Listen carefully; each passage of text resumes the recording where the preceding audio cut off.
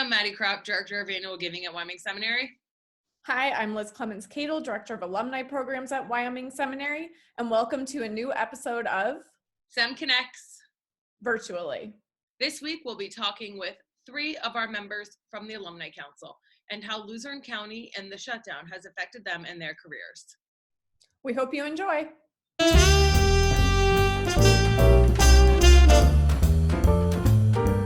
Hi, thank you all so much for joining us today. Let's introduce our panelists. We have Dan Volpetti from the class of 2003, Ryan Molatoris from the class of 2006, and Dr. Jason Dachowski from the class of 2003. Can each of you just tell us a little bit about your careers and what you do for a living? We could start with Dan. I'm a math Title I specialist for Wilkes-Barre Area School District.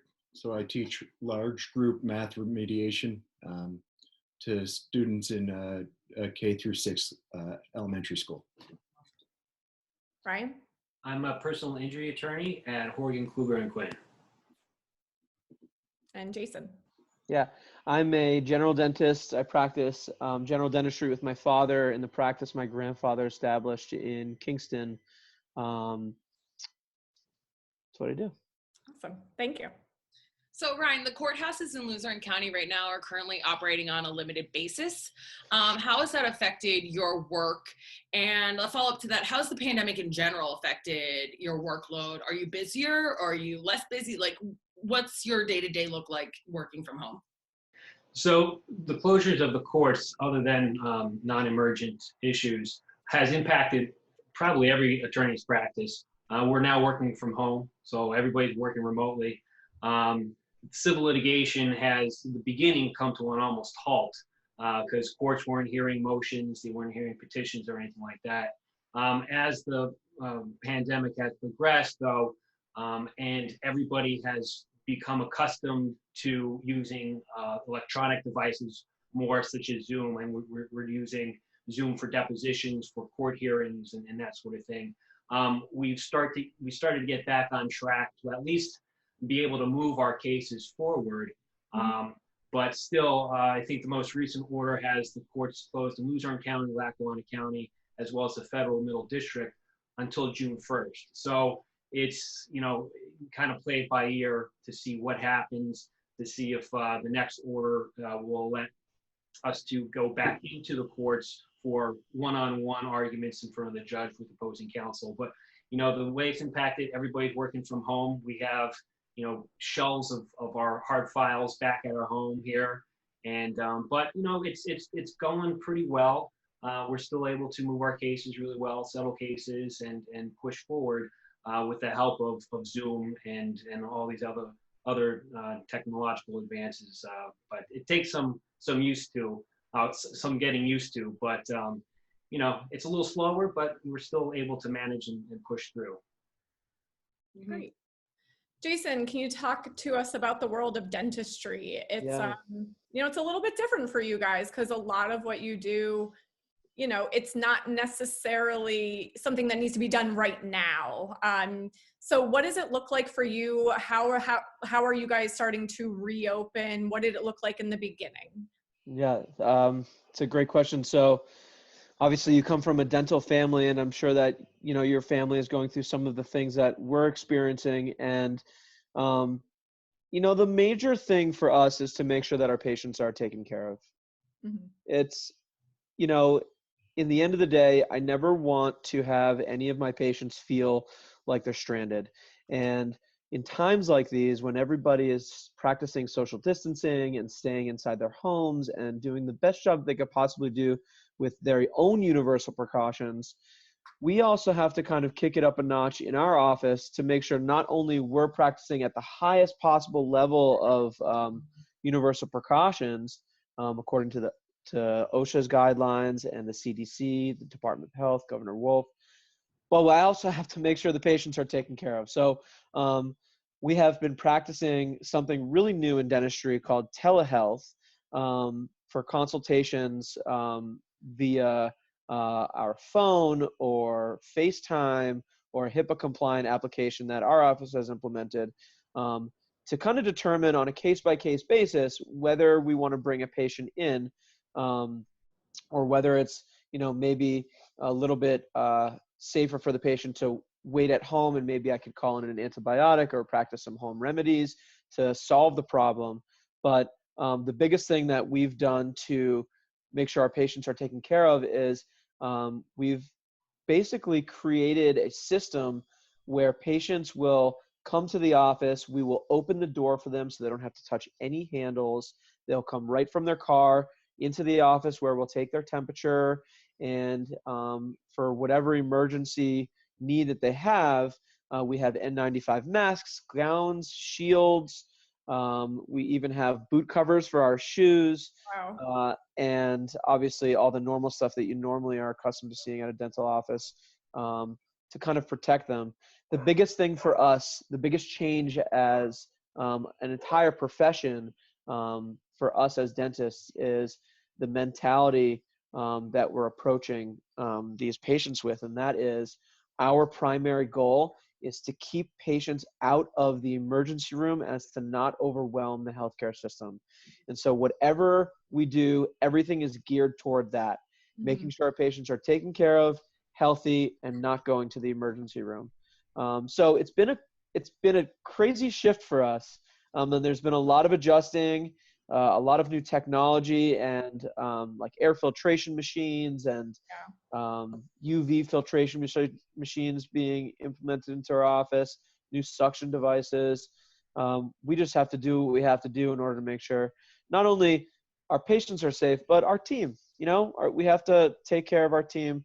And so far, it's looking like we're going to be opening on kind of like a limited basis for more emergency type cases toward the end of the month, where we can bring the team back. I think that everybody's doing a really good job, especially in the dental community, supporting one another and making sure that we're all kind of taken care of. If one office doesn't have enough masks, I've seen other offices donating to different offices. It's just it's really awesome to see people pull together in these times. It's great. Do you guys have any idea when, I mean, you probably don't, but when, you could be open for your normal cleanings, or is that just pushed way out? You're kind of focused on emergencies right now. Right. Yeah. So also a good question. This is obviously a very fluid situation for everybody, for Wyoming Seminary, for, the law field, even for education.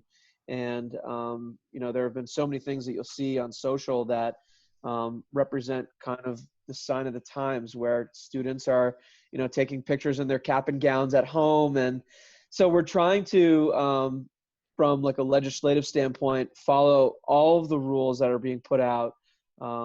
And as of right now, the stay-at-home order is until June 4th. And no hygiene is to be seen until June 4th, as to not create any aerosols or expose anybody to the perpetuation of this crazy virus. So I don't know the answer to that as a true. I don't know when we're going to restore normalcy in the dental field. But on May 20th, my office is going to be more fully staffed and more represented in terms of numbers to be able to help the community that might have a problem. But we are still treating pretty much emergency cases, or things that might be considered emergencies in the future, or things that don't produce aerosols, because although we're not on the front line in the emergency room, the things that we do by nature in our office are very risky for not only us, but the patients. So you have to take every precaution necessary. The primary goal is to make sure that these patients who we care so much about are not going to the emergency room. Absolutely. Thanks, Jason. Yeah. Sure. Dan, we've had a lot of teachers from Sem on our show, and they've given insight to how we've implemented virtual learning in our school. How has your school implemented a virtual learning platform? We were already on Google Chrome or Google Classroom. A lot of teachers were running their classes through that before school let out. But a lot of teachers also had to learn the technology and quickly implement a curriculum that they can pull off in a virtual world. So much of the interaction in school is the powerful learning experience. So trying to duplicate that virtually is tough.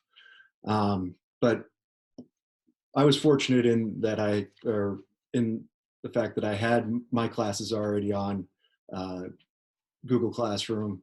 I was able to transition pretty seamlessly into the online version. But just like Jason said, with the dentists pulling together and pooling resources, same thing's happening in education.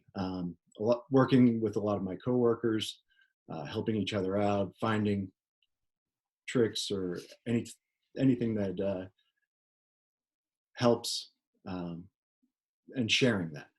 And things like Zoom have opened up a lot of opportunity for educators. One of our biggest issues at our school were families that didn't have access to the internet or didn't have devices. So I believe it was Service Electric offered free internet service to any student who didn't have it. And the school actually signed out Chromebooks for students. So that process has taken some time, but now that we're in full swing, it really it seems to be working well. So that's great. That's great. I mean, I'm happy to hear that they are still learning at the end of the day, or at least getting some learning in. It didn't just stop. Right. And so obvious. Oh, sorry, Dan. Did you have more? The school is still optional. We strongly encourage the students. Their report card grade is based on participation, but at the end of the day, it comes down to the support and whether or not the students are pushed to go online and complete their schoolwork. And we can do everything we can on the other side of a screen, but at the end of the day, if they don't sign on or want to engage, that is their choice. Do you see a lot of your students signing on? What would you say the percentage of your classes are participating? I'd say somewhere between, and I teach the entire school, so Gosh. I see a large variety of students, but participation is somewhere between 40 and 80% depending on the homeroom. It might be better for the homeroom teachers because I'm considered a specialist, but I've been happy with the participation for the most part. That's great. I mean, considering the times, I feel like that's really not bad. Yeah.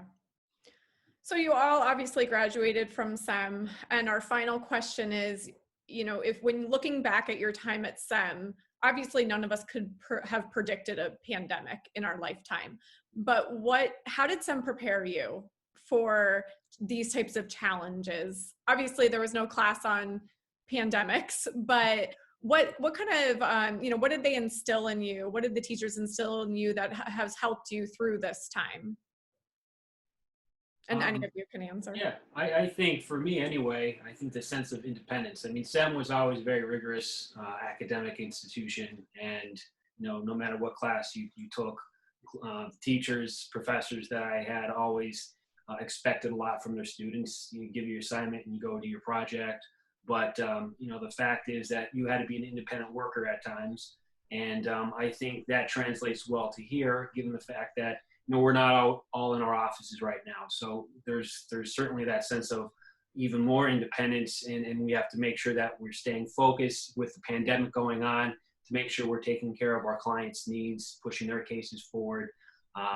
So I mean, I think that really helped in the long run. Mm-hmm. Yeah, I totally can agree. with Ryan there. Dan and I graduated in the same class, and I think one of the big messages when we were graduating was the importance of community, and giving back to the community and making sure that the community that you live in is one that is a positive, healthy community. And everything that I do, everything that we try to accomplish, not only during this pandemic, but before and after, is to make sure that our community is healthy. The other huge message that I always say to people when they ask me, why was seminary so good for you? Why do you support it so much? Why are you so involved? It's kindness. It taught me how to be kind, taught me the importance of doing the right thing. The credo that Jane Slaff instilled ground into my mind is, it's always the right thing to do the right thing. Yeah. And I think if all of us live by that, if we tell ourselves that when we wake up and stretch our muscles and get out of bed, the first thing we tell ourselves in the morning, it's always the right thing to do the right thing, the world will be a good place. Yeah, absolutely. I couldn't agree more. I think one of the biggest benefits to SEM and the rigorous work that we all went through with sports and schoolwork and whatnot is just time management. Like Ryan said, it's all on you. It's the independence, but also managing your time and making sure that you're taking care of yourself and taking care of your students and helping your neighbors, your family, whatever that might be. I think that was probably the biggest takeaway. Just piggybacking off of what Jason said as far as the sense of community, and making sure those that we love are taken care of. Absolutely. Thank you so much for sharing your time with us today. It was really insightful to hear how you all are affected differently in this pandemic in your careers, and exciting to hear your reflections on how SEM has helped you at the same time transition into an adulthood, and you took away something from your education there. So again, thank you. This has been wonderful. Thank you. Thanks for having me. It was really great to catch up with them and to hear about how their careers have shifted in this pandemic, but they're still trying to make it work. Absolutely. And I think this episode will really resonate with a lot of people because everyone's in different careers and everyone's just trying to make it work. It was also so amazing to hear how they believe SEM impacted their careers and just, growing into adults. I really like that part.